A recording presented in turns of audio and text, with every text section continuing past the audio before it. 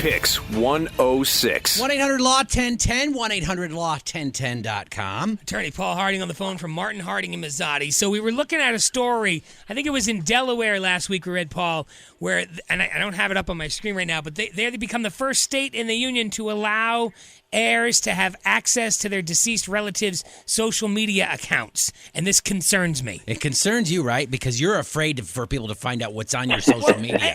It's a matter of privacy.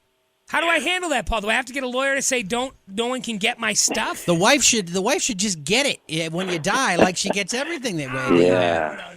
No.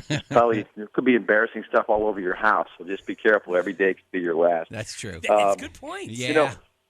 But it's interesting. I hadn't really thought about this either, but when this Delaware law sprang, it really is the social media and the discussion on this with estate planning lawyers has just been enormous.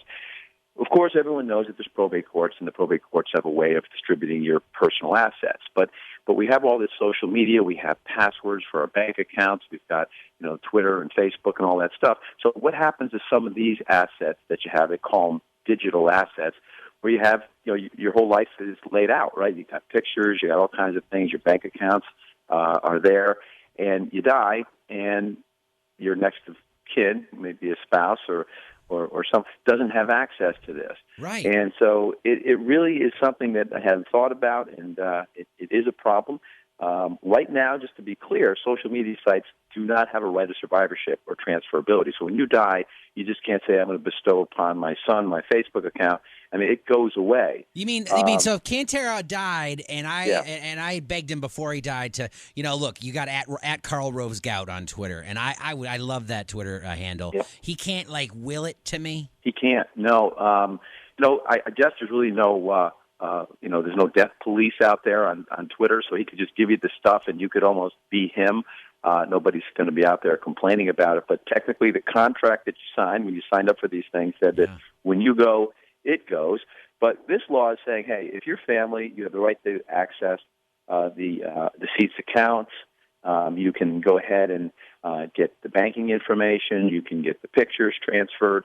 And Facebook has always had this. If someone dies, they allow you to memorialize the account so they can keep the pictures up. People can post.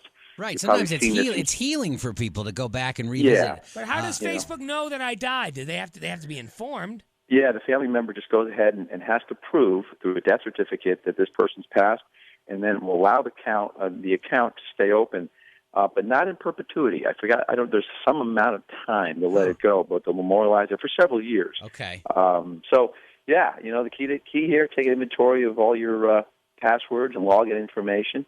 Find someone that you trust, because you don't want them, in there too early, maybe.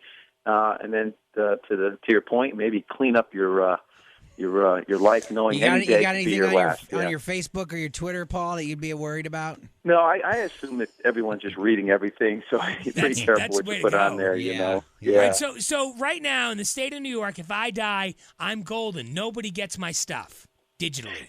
You're okay, yeah. You can, but remember, a lot of good things die with that. You might have some real special photos or special things that you've said. Yeah. And you may want to pass those along. Why don't you just live your life like you should, Cantera, and not do anything I'm not hiding anything terrible that you're ashamed of on the Facebooks? It's Paul Harding from Martin Harding and Mazzotti, 1-800-LAW-1010 and 1-800-LAW-1010.com. I say we open our Facebook pages up to everybody, you and I today. Most people are wide open let's anyway. give our passwords out and everything. Here's what I want to know, Paul. When you were spending your 12 years at school to become a lawyer, did you ever think that, passwords and pictures of babies would be part of the topic here? This would not have been imaginable back then. Correct. Right.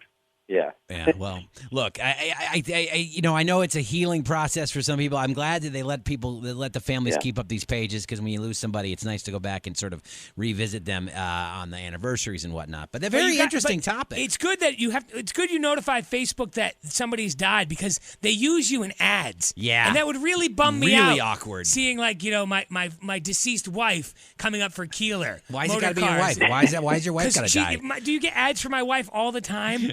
I don't. Valley Cats, Keeler, cupcakes, big so it's like it would bum me out. So. All right, Paul. good. So we're in the if you like your privacy, right. We're living in the right state. Things right are now. okay. We are. Things are going Stay well. right here. All right, That's buddy. right. Paul Harding, Okay, Martin Harding, Mazzotti, 1-800-LAW-1010, 1-800-LAW-1010.com. Thanks, Paul. Thanks, buddy.